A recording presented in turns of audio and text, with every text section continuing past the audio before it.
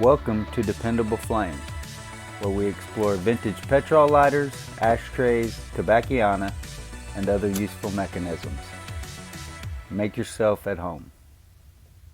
So that wraps up everything we've got there from the first place. And then when I was on my way back home, I thought, well, there's that one place. I actually did go a couple of places first. Places that I always go to out on 10th and May, and only one of them was closed today. Or only one of them was open. I didn't buy anything there. But when I did come back this direction with all these other lighters and ashtrays already on board, I decided to stop back by the co-op and found this ashtray, which I think my wife will find this one interesting, and maybe even some other people that she knows, but really cool. Not perfectly intact. I can't tell exactly what the damage is, whether there is actual paint missing or what it is, but it appears to be a blemish behind the O of Oklahoma and a little bit behind the K. But in general, a very nice advertising ashtray for People's National Bank of Kingfisher, Oklahoma. And I think she might know some people who can tell her whether that bank is still there or when the building was taken down, that sort of thing.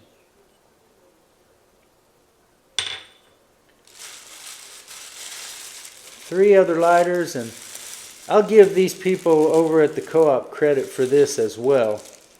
They did a very nice job of wrapping everything up. This is a really interesting lighter and one that I've never owned before. So I am curious and hopeful that we can get this working. I believe that the flint tube is probably blocked. Does look like there are screws.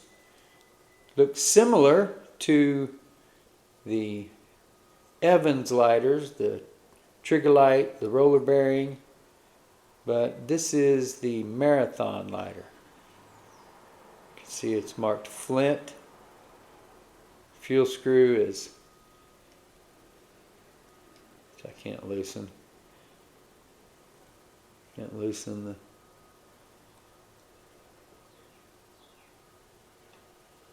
flint spring screw either. But not exactly the most fancy lighter you've ever seen. Looks like it probably had paint on each side, but it's also not dented up. So I look forward to making sure that that flint tube is clear, getting that mechanism up and running, fueled up, flint installed, and let's see what it's all about. Let's see if this mechanism really is similar to the trigger light, like it's always appeared to me to be. I don't even remember right at the moment. Oh yeah, I do remember now what this lighter is. You guys know what a sucker I am for a Japanese-made advertising lighter. This one for Osage Oil and Transportation Incorporated, Cleveland, Oklahoma. Barlow. Clean that up. It looks like maybe some adhesive peeking out from under that, but rather than that being what people would tend to label as a pasty in our hobby, I think that it would probably just be sloppy workmanship.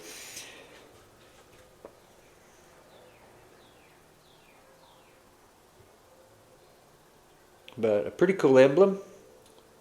A few different colors, black, orange, white, and then the goldish or brass in the background. So 4 different colors, I think. Really cool. And looks like it may be brand new. Doesn't really look like it's ever been used. Usually they take those stickers off, but that one they did not. So again, a really cool advertising lighter, along with I think a 1930s,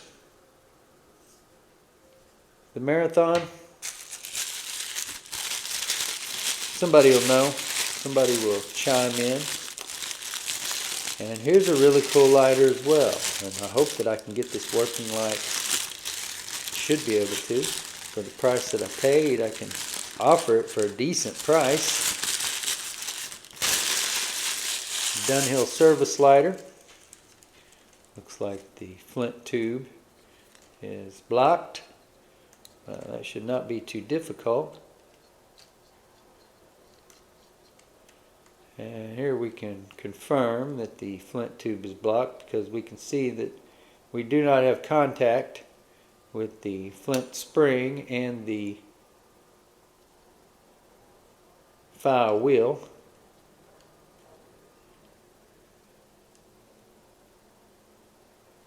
See that yellow label behind it. Also don't want to go dropping flint all over the place here. Be nice if that spring would come out of there just enough to let me get a hold of that. Well, I got a little screwdriver here.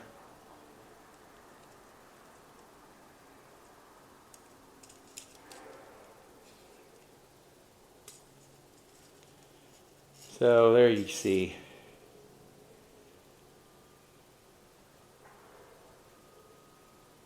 Well, it is possible.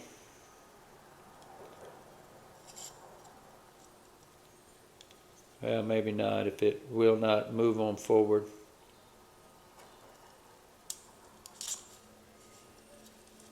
And it does appear as though something is blocking it and keeping that spring from going on up.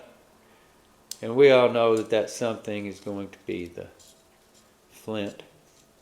Degraded and turned to concrete most likely. And as long as that screw was, we definitely should have contact. So you'll get to see a repair video on this lighter, which is cool. I don't know that we've ever had a repair video on a Dunhill service lighter. It's missing some paint. Some of it's coming off on my hand, but we'll clean it up. Get all these lighters cleaned up. I think that's all I've got to show you. It's like 3 ashtrays, 3, 7, 10 lighters and 3 ashtrays from stopping at 3 different vintage vendor malls. The first of which I did not purchase anything, but they have a high rate of turnover in a couple of booths out there, so I like to stop there. And there from 10th and May, I went out past MacArthur and then back over to the co-op at 16th and May. So we will get all these cleaned up. You'll see videos of them soon. And depending on how things go here, I may have some time after recording this video to hop on live and discuss it with you guys as I clean these lighters up so that I can then get the tubes cleared out, get them fueled up, wicks in the condition they need to be, all that, and put them into use. Until next time.